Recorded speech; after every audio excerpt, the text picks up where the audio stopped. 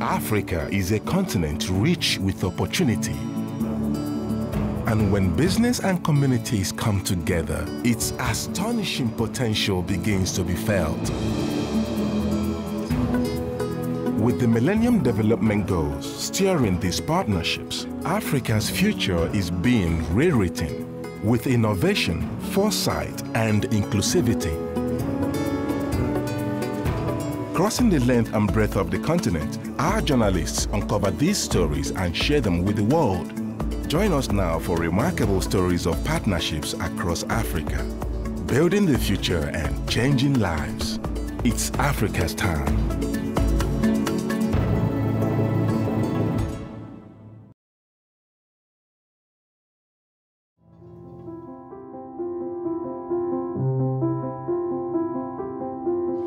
South Africa is a country of many contrasts, and since democracy eclipsed the apartheid state decades ago, its people have been free.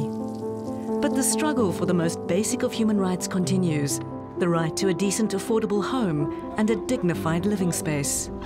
Even for South Africa's growing middle class, the problem persists. For the years during apartheid, certain population segments weren't allowed to live in the cities, and therefore, as the country has transitioned into a democratic society where people are free to move, we found there is still some segregation within the real estate market. South Africa, of its population of over 50 million, has about 12.5 million households. Of that 12.5 million households, 5 million of those would fall within the category of a workforce income level, that $250 to $2,500 per month. And those households are experiencing quite a shortage of supply of housing. And a lot of that is due to the fact that historically they could not live close to where they work. And now that they are able to do so, they're finding that there just isn't an availability of houses either to rent or to buy. We've come to downtown Johannesburg to meet Soula Proxenos, managing partner at International Housing Solutions, a global private equity investor committed to helping change the status quo. So this is it, Joburg. There's something about this city. It really is. You located a problem and you came up with a solution.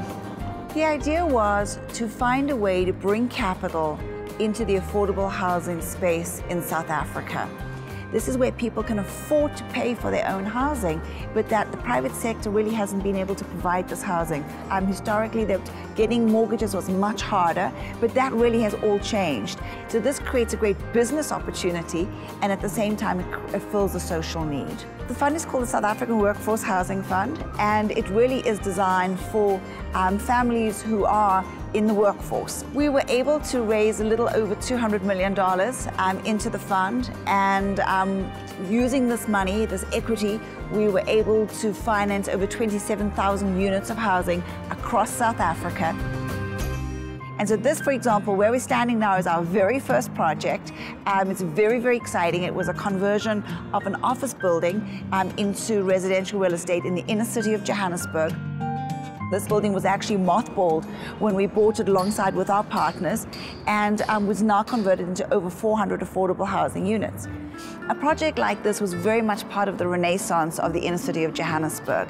We certainly single-handedly did not turn around the city, but it's been very important to show the confidence in the inner city, which really is going through a renaissance as we speak.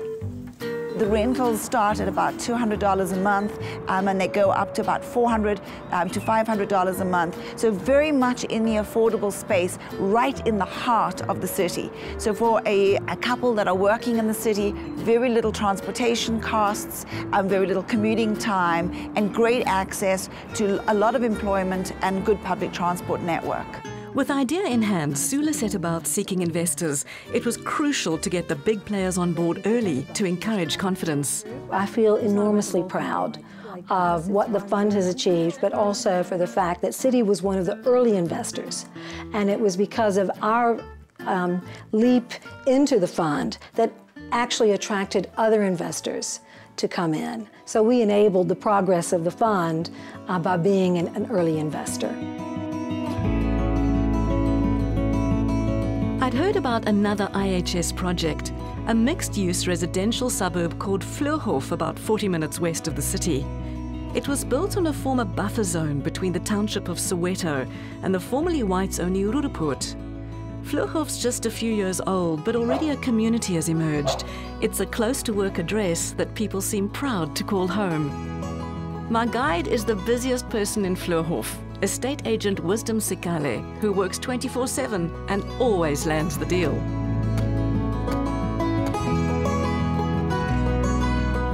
So how long have you been an estate agent? I've been an estate agent for 6 years now. How's it treating you? It's very nice. I like it. I like working with people. Yeah. I've heard about you, that you're the man. If anyone wants to buy a house in Vleuhof, you're the guy. Definitely they are right, those people. I'm the guy. Everybody knows me in Vleuhof. I've sold absolutely each and every street a house. Really? How are you doing? I mean, how's business for you? Most business is fine, especially on this side, because most of the people here, it's a new couple, young couples. Yeah. And the area is very good for business-wise.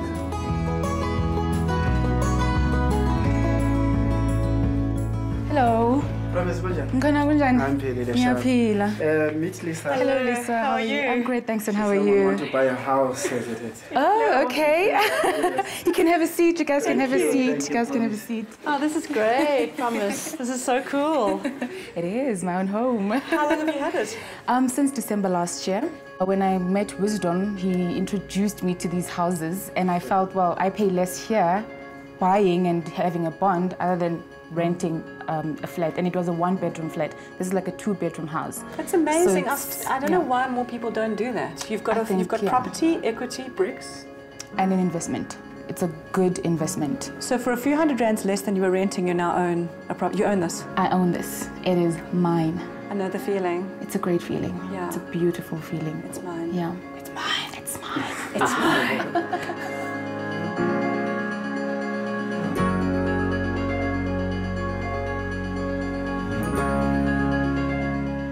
The great beauty of owning a property is that you're having the opportunity to create wealth through capital appreciation.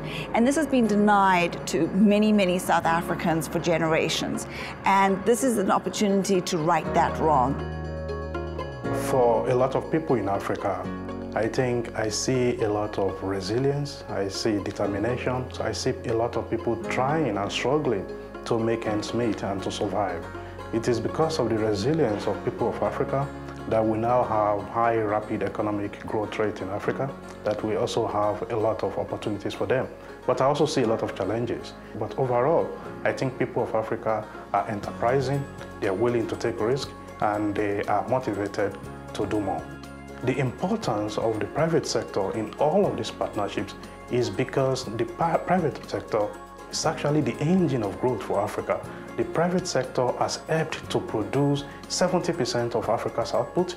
It has also helped to generate 90% of employment opportunities on the African continent. And so partnerships are very essential to drive development agenda in Africa. I think this is the great story of Africa. It's the rising middle class. It's this consumer class who is able to actually buy and pay for services, that is offering businesses of a number of different kinds. There's a huge opportunity to do great business in Africa. I went to the bank and approached for finance. I said, no, yes, you can qualify. Then I said, my darling, let's go for it. I'm going for it. It took around about 2 weeks, and it was approved by then. I said, oh yes, thank God. But I didn't tell my parents yet. I said, no, let me keep quiet. But I was excited by then. First thing, we came to this place of Vleuhof, and then we came to this house. I was very, very nervous when we parked my car outside there. And then, lucky enough, we came into the gate, and then he opened the door. I said, oh, wow. I saw everything. I said, no, you know what, I'm going for it. I'm very proud of myself.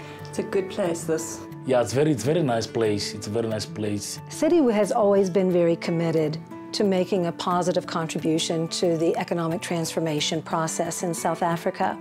And one of the elements of that is empowerment of historically disadvantaged individuals. We felt the best thing that we could do to make a positive contribution would be to invest equity into the root cause of the problem, which was to invest in a fund that would build houses for sale for people within that income level, but also rehabilitate the inner cities and create a supply of rental properties. With better paying jobs over the past years, many South Africans have been able to move out of townships like neighbouring Soweto, from where the majority of Vleuhof homeowners originate. Overcrowding, crime and lack of amenities in large parts of the township have been replaced with a totally different lifestyle just up the road.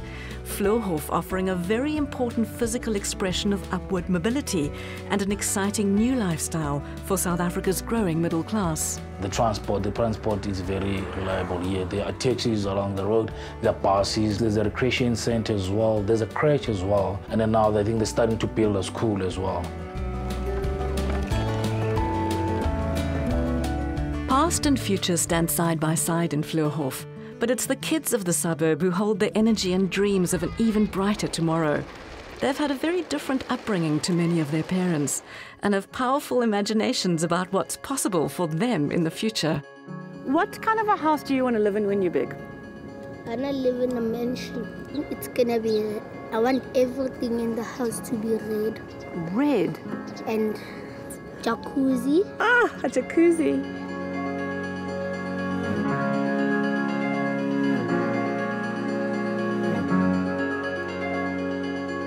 You know, there are a lot of competing places for people to put their dollars. For the continent, for the African continent, to attract capital, we really have to put our best foot forward and give a really strong and smart business plan as to how this capital will be deployed. Our engagement with IHS is not a gift, it is an investment. And what that does, at the end of the day, it has a way of reinforcing each other, that we benefit, the society around us benefit. And that is why we want to be here. We want to use that to bend the arc of history towards progress for this continent. I really firmly believe we only live once, and so you really need to take an idea that you have, to have the confidence in it, and to go for it. And the worst case scenario is it doesn't work. And the best case scenario? Is it works like this, and you really have the opportunity to turn around and say, I've been part of the creation of over 27,000 units of housing in a country that desperately needs affordable housing. And the opportunity to replicate this across the entire African continent.